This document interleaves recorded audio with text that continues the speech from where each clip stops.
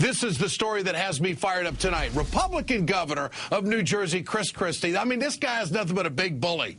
He's throwing his weight around again, this time in California. Christie was out stumping for billionaire gubernatorial candidate Meg Whitman in Hollywood when he talked down a man in the audience who was just trying to get Whitman to answer a question. Here it is.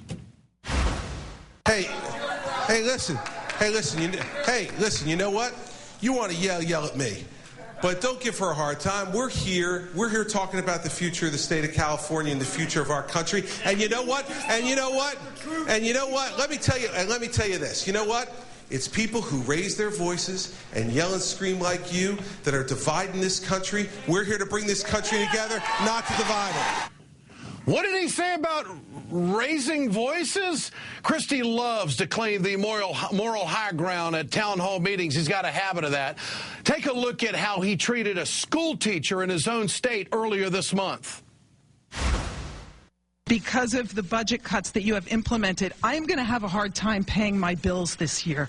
Well, a few things. First of all, I have not lambasted the public school system in the state of New Jersey. What I have lambasted, well, listen, let's start with this. I stood here and very respectfully listened to you.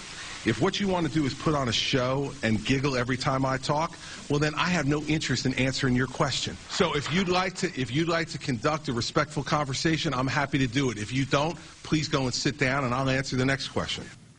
Oh, this is so typical of the righties. Christie is the golden boy for conservative talkers in this country. All of a sudden, they love this guy because he hates unions, hates teachers, and because he's just Bush on steroids when it comes to tax cuts for the super rich.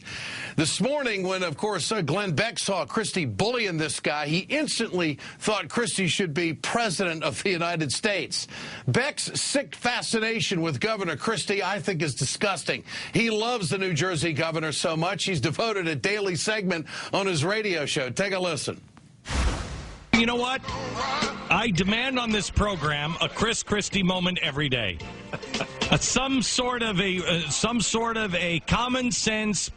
I'm sorry, I'm not into porn, but I want a little Christie porn, common sense porn every day on this program. Christie porn. It's just a family show, isn't it, Glenn? Now, if Governor Christie wants Democrats to calm down and be respectful, he might want to start with his old buddy Beck himself. Kathy, get off my phone! Get off my phone, you little pinhead! I don't care. You people don't care about the trillions. Get off my phone! Oh, yeah, conservative talk show hosts and heavy-handed politicians like Christie just love to tell liberals to calm down and stop their screaming. Christie doesn't, he don't want to take the tough questions from anybody other than somebody on his side. He hides behind his buddies in the conservative media and tells his own constituents to sit down and shut up. Now, Republicans have no moral high ground authority when it comes to political speech in this country. For the last 2 years, Tea Party nut jobs have been screaming down Democrats at town hall meetings. Now the shoe seems to be on the other foot. Christie has no business telling people to be respectful when he's disrespected almost every wage earner in the state of New Jersey. He's nothing more than a really out-of-touch, smug bully. I'm a liberal, and I'm not going to stop screaming about helping the unemployed in this country, or education, or job creation, or racial equality that we need to reach in this country, and, of course, the social justice, which Beck loves so much, right? Here's the bottom line. What we're seeing out of this governor of New Jersey is just go to the money, cut whoever you have to cut. There is no ramification for any of this because he's a cold-hearted fat slob anyway. The bottom line is that when he doesn't like what he hears, he accuses the other side of shouting. It's a typical right-wing approach to the competition. And that's how they view their constituents when they don't agree with them. They view them as competition. I hope that Christie wants to be president of the United States. This is exactly what Democrats need, because he represents everything the old Bush thinkers have been putting in front of the American people for a long time. And it won't work. We've got it figured out. Get your cell phones out, folks. I want to know what you think about all of this tonight. Tonight's text survey question is, do you think Governor Christie and Glenn Beck are dividing this country? Text A for yes, text B for no to 622-639. We'll bring you the results later on in the show. Now, that piece of videotape that we showed you, the gentleman that stood up and wanted an answer from the gubernatorial candidate out of California is with us tonight. Ed Buck is his name. Mr. Buck, the California voter who sparred with Governor Christie last night. Mr. Buck, good to have you with us tonight. Did you feel... You bet. Did you feel that you were out of character, out of hand, or somewhat uncontrollable last night at this town hall meeting? Tell us how you viewed this whole thing. Well, actually, I was quite surprised that Governor Christie would insult Meg Whitman to the point of thinking she couldn't defend herself and had to inject himself into the whole issue. I respectfully sat in my chair and asked Meg Whitman, Meg, are you going to take any questions? We're your supporters. Why won't you take questions after 2 hours? Governor Christie felt like Meg Whitman could not defend herself, and I think insulted all women, but certainly insulted Meg Whitman by being the bully and forgetting about traditional American values like free speech and public discourse, shouted me down, and he did it with a microphone that I didn't have. Were you rude to him in any way? Here's the videotape we're showing right now. Were you rude to him in any way or overbearing? Absolutely not. You can see that I kept a respectful distance. He approached me. I didn't approach him. I stood at my chair. He was actually up on the dais speaking down to me. I tried to say to him, this isn't about you. We're in California. This is about the state of California and Meg Whitman's race. I'm a retired multimillionaire former Republican who was looking for someone to vote for in this election, and you can be sure it's not going to be Meg Whitman as a result of what Chris Christie did. Mr. Buck, what was your reaction when Mr. Christie, the governor of New Jersey, told you that you were the problem in this country? People that stand up, and paraphrasing now, that's pretty much what he said to you, isn't it? Well, yeah, you know, it's very hypocritical of a man who wants to espouse this whole free speech and that to say that we need to have a dialogue but not have it with me. As soon as he doesn't agree with my speech, he cuts me off. As long as I'm saying, you know, apple pie and waving the American flag, he's okay with that. But if I begin to ask a critical question, Chris Christie becomes a schoolyard bully. Did you feel like he was bullying you in any way? Oh, well, absolutely. Absolutely. I mean, think about it. This massive man comes off the stage as I'm seated in a chair 4 feet below him. If anybody was the intimidator and the rude person, it was Chris Christie. Look at this. Did you think that he was doing this just in an effort to get the crowd on his side? Well, I mean, as I say, I think it was insulting that I was trying to engage a dialogue with the candidate, Meg Whitman, and he was interjecting himself into that and running interference. Clearly, he is afraid of free speech.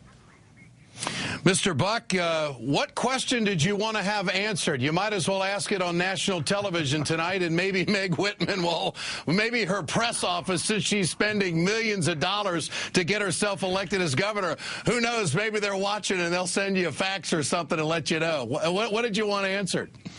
Well, more I wanted to say to her who I was. We met on the way in and say to her, you know, I stand with Warren Buffett and with Bill Gates. We don't need a tax cut. We need roads we can drive on without hitting a pothole every 20 feet. We need an education system that is going to provide for people to take care of me when I'm in my old age. So, you know, my message was I wanted to begin a dialogue with her, and I couldn't even begin to talk before Chris Christie decided to bully me out of. Mr. Buck, I want to say something to you. I did not know that you were a successful man. I didn't know that you were a gentleman of wealth. And I want to compliment you for going, first of all, to a town hall meeting, because a lot of wealthy people in this country, in my opinion, give up. And you haven't given up. and I commend you. You are an American. You've had your success, and you're there looking out for others. God bless you, and keep fighting, my man. I appreciate your time tonight. For more, you bet. For more, let's bring in Bill Press, nationally syndicated radio talk show host and former California Democratic Party chairman. Holy smokes, Bill! Did it get that ruckus kind of going when you were party chair out there in California? What do you make of this, Chris? What do you make of this whole thing? Yeah, well, first of all, Ed, I got to say, we need more Americans like Ed Buck. I mean, God, what a great guy. He's really interested, loves his country, loves his state, interested enough to go out there, try to get a question asked. I'm excited when I see people that interested in politics. Look, let me tell you something, Ed, you got it so right. I mean, Chris Christie is nothing but a big bully. He's called Governor Bully in New Jersey. And that act may work in New Jersey. It doesn't work in California. I mean, Ed Buck said it. In California, we expect a candidate for governor to be able to answer a question. Meg Whitman has spent $119 billion. She will not answer one question from any reporter or any voter. And I'll tell you something else, Ed. If somebody's running for governor, man or woman, we expect them to be able to answer for themselves. And I'll tell you, Dianne Feinstein or Barbara Boxer wouldn't need some bully to jump in and help them out, if you know what I mean. So doesn't play well in California. What do you make of the arrogant approach of the governor of New Jersey, and also the fact that the candidate Meg Whitman was silent? I mean, doesn't that kind of speak to her character and her history of being a CEO and manipulating people in the workplace? Oh, no, absolutely. And it also speaks to her total lack of qualifications for taking the job of governor of California. Ed, she has spent $119 billion. As I said, she will not answer one question. It's obscene. She's trying to buy this election. And here's what's interesting. She's been up on the air running spots for a year. Right? Jerry Brown has spent about $12.39, and the two of them are tied in the polls. So nobody is buying this. I mean, you cannot buy the governorship of California. I'll tell you, the other thing, Ed, is the fact that Glenn Beck likes Chris Christie. Of course he does. He's a bully, too. You've got people every night on this show that disagree with you, and you have a good dialogue. Have you ever heard anybody or seen anybody who disagrees on Glenn Beck or Bill O'Reilly or Rush Limbaugh or Sean Hannity? No, they're all bullies, they're all cowards, they're all alike. That's why they like Christie. Bill Press, great to have you with us tonight. Thank you, my friend.